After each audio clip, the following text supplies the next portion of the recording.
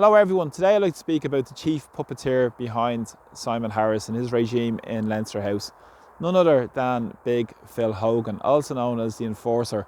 Hogan has been brought back into the fold by Harris after the sudden departure of Leo Varadkar, and he was part of his campaign to get elected as a leader of Fine Gael and Taoiseach, and also recently has been part of a key strategic committee involved in the general election campaign for Fine Gael over the last number of months. Now, Hogan has a long history in Irish politics. First served as a councillor in 1982 for Kilkenny County Council, then served as a TD for the Kilkenny-Carlow area, and also has served as European Commissioner.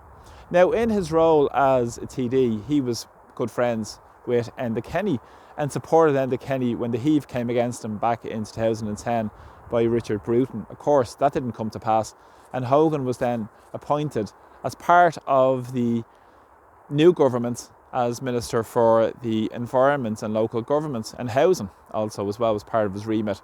Now, of course, he enforced a lot of the austerity and the troika rules that came into Irish society and the devastation that caused through the bank bailout.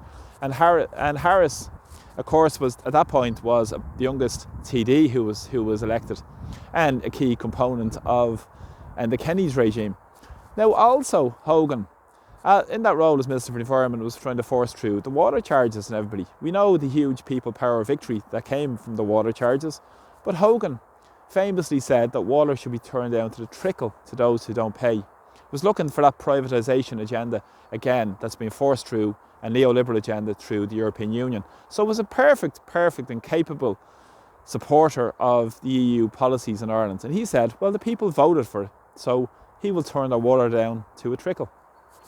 Again, after those comments, he was sent off to Europe to a highly profitable and lucrative role as European Commissioner. And in that role as Minister, or as Commissioner rather, for Agriculture and Rural Affairs, he oversaw a big part of the Mercosur deal. And we all know about the Mercosur deal in terms of the impacts that's going to have on small farmers in Ireland and across Europe as well, all in the names of big profits for big corporations.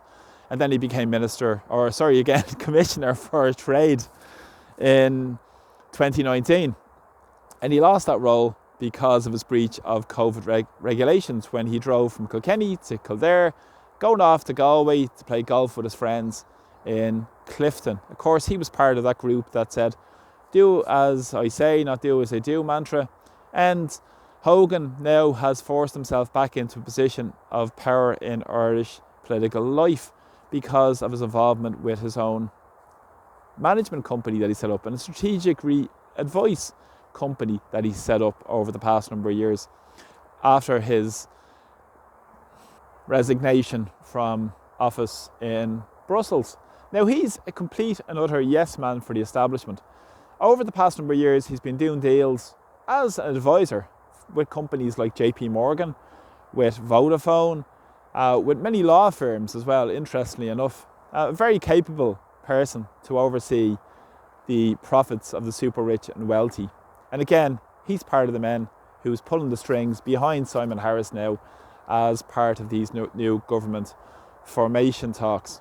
So as we look at the new government to be formed in the next number of weeks, we'll see people like Michael Lowry pulling the strings. We'll see Phil Hogan behind the scenes pulling the strings as well. Do we really want people like this in Irish political life and involved in the decision-making process of what's going to impact ordinary people? But they're complete and utter yes men for the European elites. They're complete and utter yes men for the same old failed politics we've seen in Ireland time and time again. Corruption, cronyism, jobs for the boys, and people pulling the strings when they're not in political office, still pulling the strings behind the scenes. So these are the people behind Simon Harris. These are the people that we're going to be listening to, where the policies are being forced down people's throat, people that implemented austerity on ordinary people, people that will continue to devastate the lives of ordinary people with their policies and neoliberal policies of the European Union that's going to cause so much havoc in people's lives. And it has in the past through the austerity that was forced on through the bank bailout where the people were sold out. So that's big Phil Hogan, who's pulling the strings behind Simon Harris. Thanks for the support of my videos, really appreciate them. And please press subscribe to my YouTube channel. Take care. Slán.